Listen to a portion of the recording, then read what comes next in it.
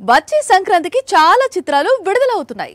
అయితే టాలీవుడ్ దృష్టి మాత్రం రవితేజ చిత్రంపైనే ఉంది. కనీసం పొంగల్కైనా మాస్ రాజా కంబ్యాక్ ఇస్తాడని ఆశగా ఎదురు చూస్తోంది తెలుగు సినీ పరిశ్రమ.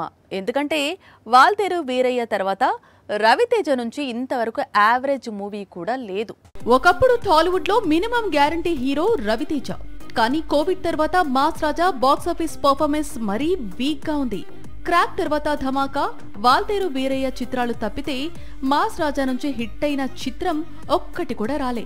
రిలీజ్ కు ముందు ప్రతి చిత్రం పైన భారీ అంచనాలు కనిపించడం, థియేటర్ కు వచ్చిన తర్వాత అవి నిరుత్సాహపరచడం ఇప్పుడు కామన్ ట్రెండ్ అయింది. హిట్ లేకుండా 2024, 2025 దాటేశాడు రవితేజ. ఇక హోప్స్ అన్ని సంక్రాంతికి రిలీజ్ అవుతున్న భర్త మహాశైలకు విజ్ఞప్తి పైనే ఉన్నాయి. అసలే సంక్రాంతి సీజన్, పైగా బరిలో చిరు, ప్రభాస్ లాంటి స్టార్స్ ఉన్నారు. వీరిని దాటుకుని వీరి చిత్రాలను మించి మాస్ రాజా చిత్రం అలరించాల్సి ఉంటుంది.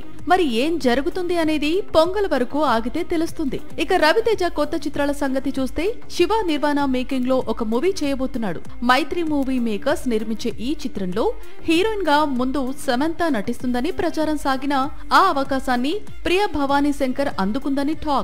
భర్త మహాశైలకు విజ్ఞప్తితో ఫ్యామిలీ ఆడియన్స్ ను టార్గెట్ చేస్తున్న రవితేజ శివ నిర్వాణ మూవీతో థ్రిల్లర్ జానర్ లోకి అడుగు పెడుతున్నాడు.